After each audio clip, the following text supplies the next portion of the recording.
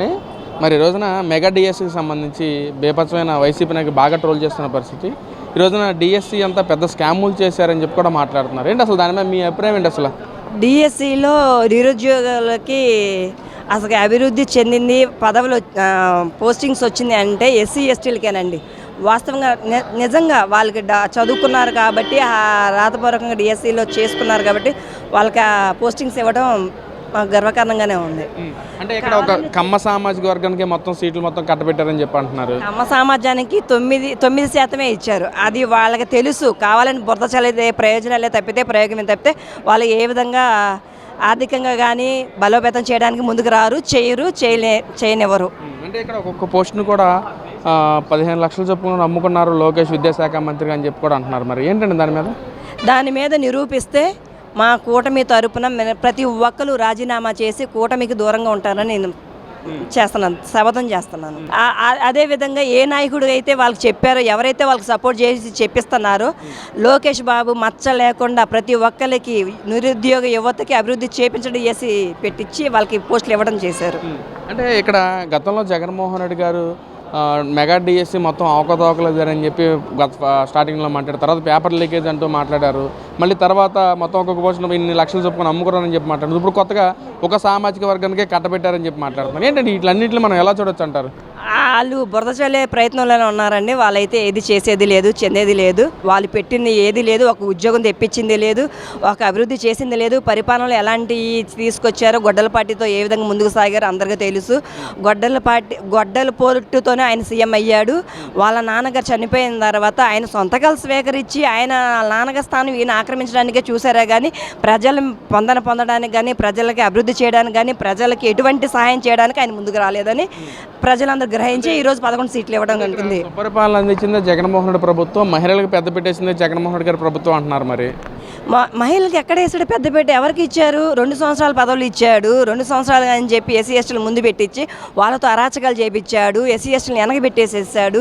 ఒక కమ్మ సమాజ వర్గానికి బురద చల్లడానికి తప్పుడు ప్రచారం చేపించాడు. అలాంటి నాయకుడికి అదే ఎస్సీ ఎస్టీ నాయకులు అందరూ కలిసి, కార్యకర్తలు అందరూ కలిసి ఆయన బుద్ధి చెప్పి రోడ్డు మీద నిలబెట్టారు. అది ఆయన ఏ విధంగా చేశాడనంటే కేవలం నారా చంద్రబాబు నాయుడు గారి మీద, లోకేష్ గారి మీద, పవన్ కళ్యాణ్ మీద బురద చల్లడానికి ప్రయత్నాలని చేశాడు. ఆయన ఫలితం ఫలించగా ఈరోజు 11 సీట్లు ఇవ్వడానికి ఆయన దిగజారుడు అయ్యాడనే గుర్తించాలి. 2 సంవత్సరాలు అవుతుంది కదా, అసలు ఓవరాల్గా పరిపాలన ఎలా ఉందంటారు? మీ అభిప్రాయం ఏంటి? నాకైతేనండి మా అమ్మకి పెన్షన్ రాలేదు. పెన్షన్ని 3,000 పెన్షన్ని 5 సంవత్సరాలు పెంచుకుంటూ వచ్చాడు. అదే బాబు గారు 3,000 పెన్షన్ని 2 నెలలు బోనస్గా ఇచ్చి 6,000 జూలైది జూన్ది కలిపి ఇచ్చి బోనస్గా ఇచ్చాడు ఆయన గెలిచిన అప్పుడే.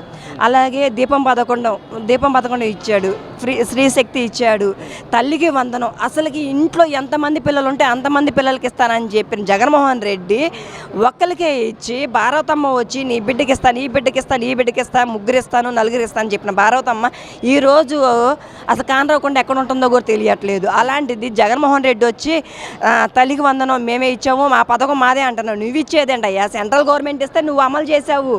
అదే సెంట్రల్ గవర్నమెంట్ ఇప్పుడు బాబు గారు సపోర్ట్ చేసింది. సెంట్రల్ గవర్నమెంట్ ద్వారా బాబు గారి పథకాలను అమలు చేస్తున్నాడు. నీ ఇంట్లో సొమ్ము ఇవ్వలా నువ్వు? దేనికైనా, ఏ పథకానికైనా, ఏదైనా నువ్వు ఇవ్వలా. అన్నిట్లో దాచుకున్నావు, మొత్తం దోచుకొని ఈరోజు నువ్వు బెంగళూరులో నివాసం ఉంటున్నావు. ఈరోజు నువ్వు ప్రజలకి కష్టం వచ్చిందంటే నువ్వు రాలేకపోతున్నావు. నీకేదో స్క్రిప్ట్ ఇస్తే అది చూసి నువ్వు చదివి నువ్వు చెప్తున్నావు.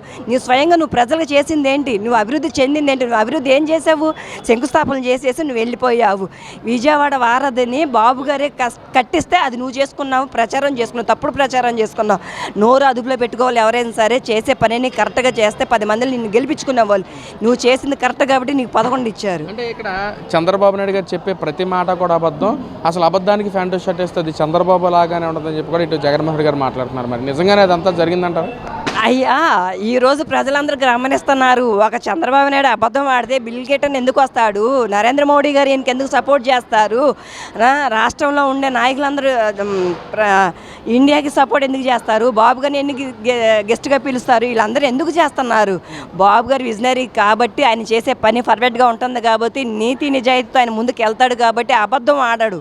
ప్రతి కార్యకర్తకి సపోర్ట్గా ఉంటున్నారు. ప్రతి నెల 1వ తారీఖునే పెన్షన్ ఇవ్వడానికి ఆయనే స్వయంగా వెళ్తున్నాడు. అదే నువ్వు వెళ్ళడానికి పరదాలు కావాలి, చెట్లు నరికేసుకోవాలి, రోడ్లు ఉండవు, గుంతలు తయారు చేసిన రోడ్లు ఏర్పాటు చేసావు. 5 సంవత్సరాలు నీ పరిపాలన చూసి విరక్తి కలిగి ప్రజలు, ఏపీ ప్రజలు సంపూర్ణంగా మనసు పద్ధతితో బాబు గారిని గెలిపించుకున్నారని ఇదే ఉదాహరణ. మరి రేపు జరగబోయే 29 ఎలక్షన్స్లో కూడా మహిళలకి సుపరిపాలన అందించింది జగన్మోహన్ రెడ్డి కాబట్టి ప్రతి మహిళ కూడా జగన్మోహన్ రెడ్డి గారి గెలుపుకి సహకరిస్తారని చెప్పి అంటున్నారు. నిజంగా ఆ విధంగా జరుగుతుందంటారు? ఒక మహిళగా దానిపై మీ రియాక్షన్ ఏంటి అసలు? నేను మహిళగా గర్వపడుతున్నా. ఎందుకంటే మా సీఎం చంద్రబాబు నాయుడు గారు ఉన్నంత వరకు మహిళలకి ఏ లోటు రాదు. మహిళలు పర్ఫెక్ట్గా ముందుకెళ్ళి అభివృద్ధి చెందుతున్నారు. వ్యాపారంలో కానీ, ఆర్థికంగా కానీ, ఉద్యోగంలో కానీ, విద్యలో కానీ దేనికైనా బాబు గారు పర్ఫెక్ట్ అని అనుకుంటున్నారు. ఈరోజు నేను గర్వంగా చెప్తాను. లోకేష్ బాబు గారి గురించి కానీ, నారా చంద్రబాబు నాయుడు గారి గురించి కానీ, పవన్ కళ్యాణ్ గురించి కానీ, నరేంద్ర మోడీ గారి గురించి కానీ ఈరోజు రాష్ట్రం అభివృద్ధి చెందుతుందంటే అది కేవలంగా త్రిమూర్తుల వల్లే. అది లేడండి, ఆ ఛాన్స్ లేదు. మన అసలు అతని గురించి మాట్లాడడం కూడా వేస్ట్, వరస్ట్. అదంతా వరస్ట్ ఫెయిల్ అంటే అది గొడ్డల పార్టీ, దానికి సపోర్ట్ చేసేవాళ్ళు ఎవరు లేరు.